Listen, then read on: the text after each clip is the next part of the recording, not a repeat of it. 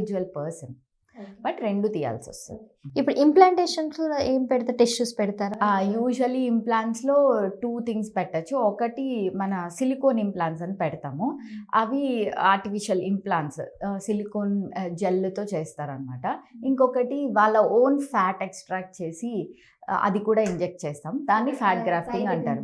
ఎక్కడి నుంచైనా చేయొచ్చు. కొన్ని డోనార్ ఏరియాస్ అని ఉంటాయి బాడీలో. అబ్డోమెన్ కానీ, థైస్ కానీ యూజువల్లీ వుమెన్నే అడుగుతాం. మీకు ఎక్కడ ఎక్కువ కావాలి కాంటూరింగ్ అని అడుగుతాము.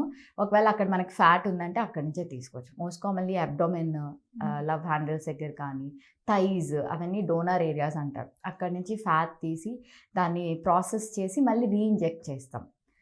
ఫ్యాట్ గ్రాఫ్టింగ్ కూడా కామన్ ప్రొసీజరే. కానీ అది ఎవరికి సూట్ అవుతుంది లేదు అన్నది మేము చూసి డిసైడ్ చేస్తాం. మ్యామ్ ఇప్పుడు ఈ ప్రొసీజర్‌లో స్కార్స్ ఏమైనా ఉంటాయా? అసలు ఈ బ్రెస్ట్ ప్లాంట్‌లో? Depends on the procedure. Breast ఇంప్లాంట్‌లో కూడా స్కార్ ఉంటుంది. చిన్న స్కార్.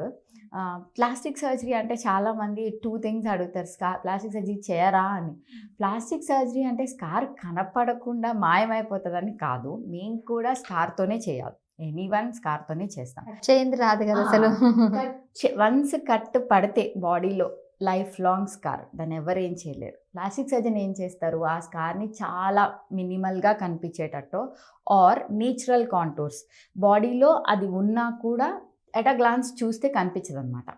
అలాంటి కర్వ్స్లో ఆర్ఎస్టిఎల్ అని ఉంటే అలాంటి లైన్స్లో ఆ స్కార్స్ పడడం వల్ల ఫైన్ లైన్ స్కార్స్ తొందరగా ఎవరు గెస్ చేయలేరు. అలాంటి చోట్ల పెట్టడం మేము చేస్తాం.